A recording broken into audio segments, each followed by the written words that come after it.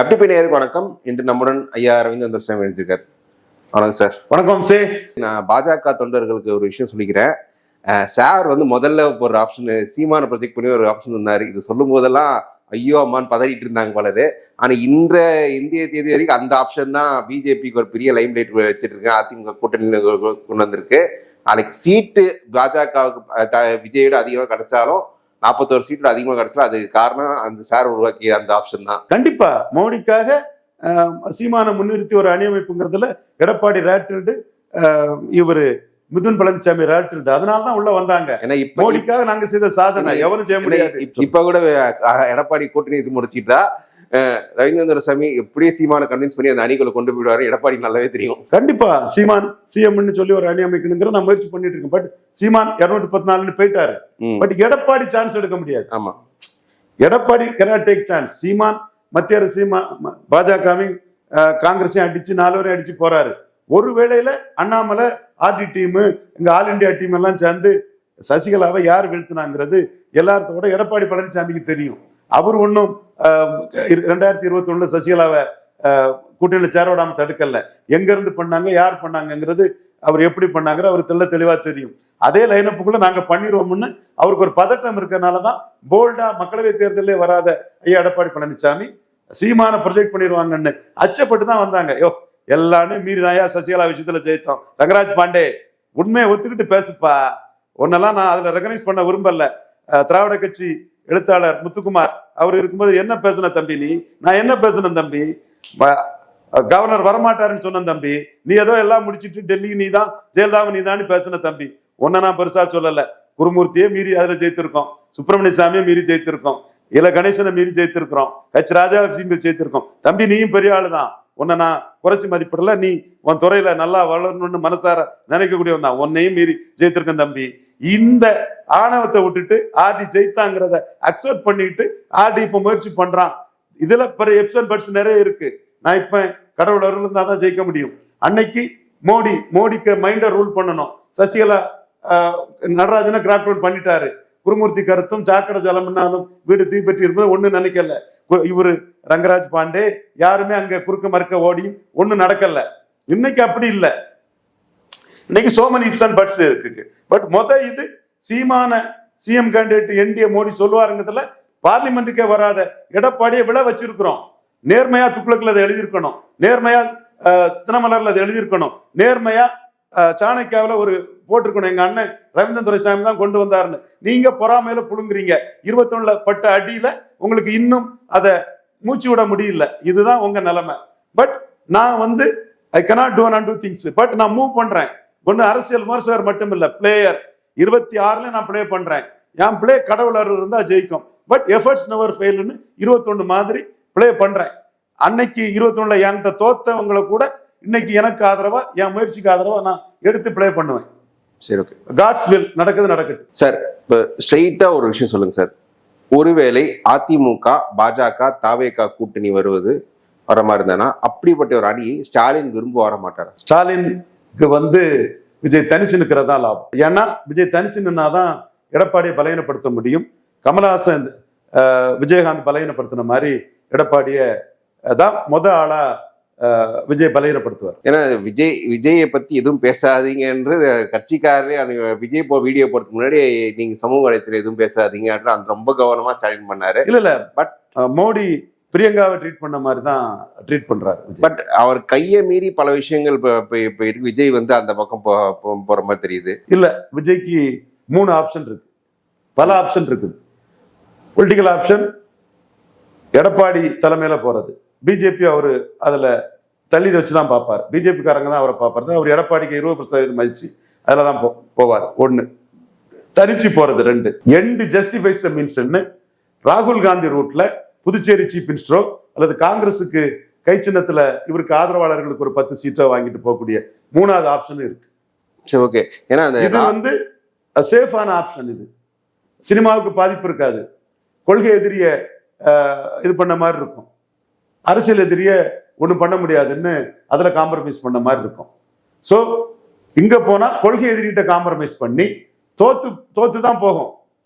பலம் நிரூபிக்காத விஜயால ஒண்ணு ஓட்டை டிரான்ஸ்ஃபர் பண்ண முடியாது. பட் பல நிரூபிக்காத விஜய் வந்து சேர்றதா எடப்பாடியோட லீடர்ஷிப் நிக்கும்ல. எடப்பாடிக்கு லாபம், ஆ.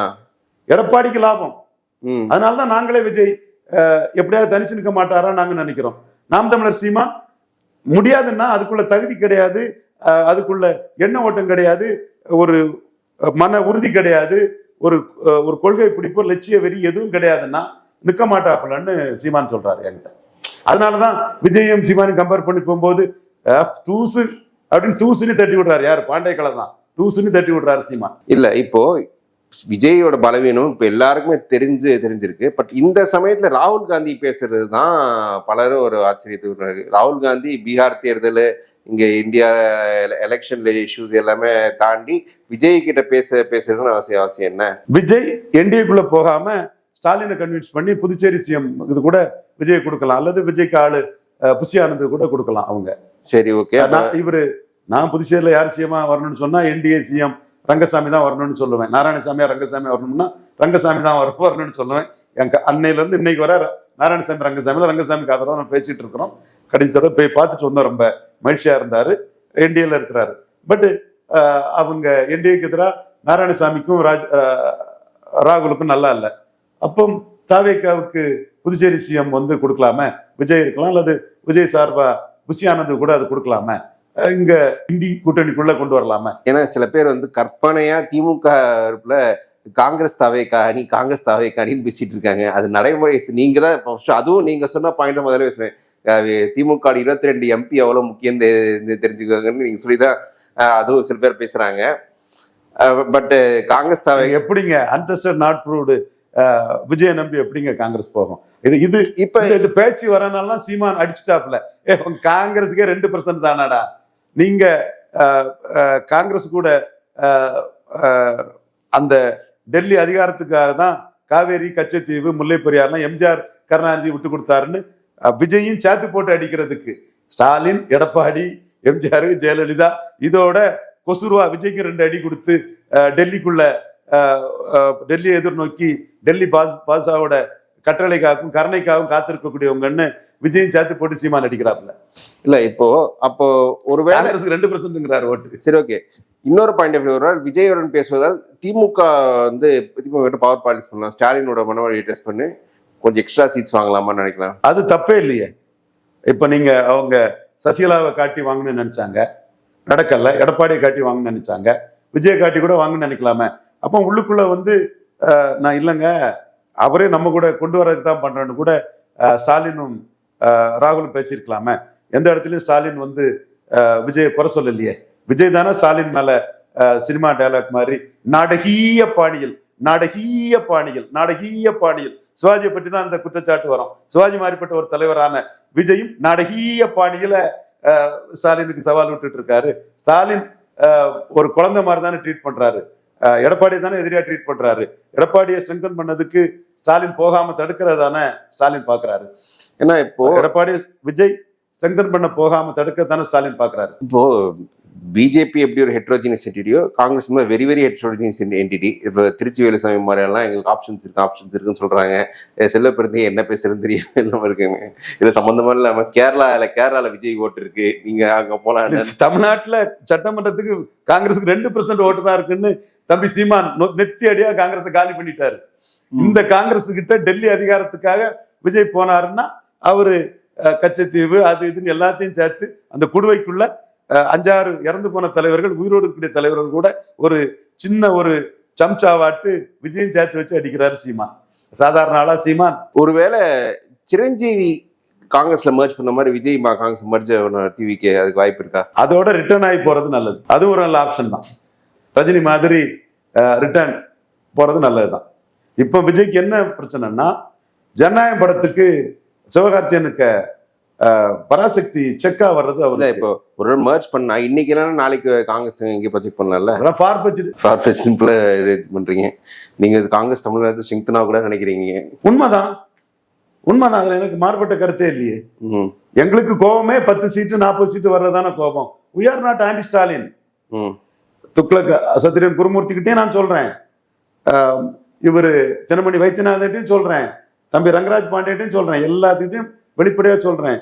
மோடி கிட்டே நம்ம சொல்லிருக்கோம் we are pro Modi not anti Stalin. ஒருவேளை இப்போ விஜய் காங்கிரஸ் பேசிட்டு இருக்காருன்ற அந்த ஒரு பின்பத்தை காட்டி பிஜேபி வந்து விஜய் காங்கிரஸ் பக்கம் போய்விட்டு இருக்காது, அதனால நம்ம இவர் இங்க தெரிஞ்சு கட்சி மர்ஜ் பண்ணிடுறாரு. என்ன சார் விடுங்க சார், விஜய் போட்டு பலன் நிரூபிக்காத ஒருத்தரை போட்டு ஒரு லிமிட்டுக்கு மேல பேசாண்டாம் சார். வேற சப்ஜெக்ட் கேளுங்க சார்.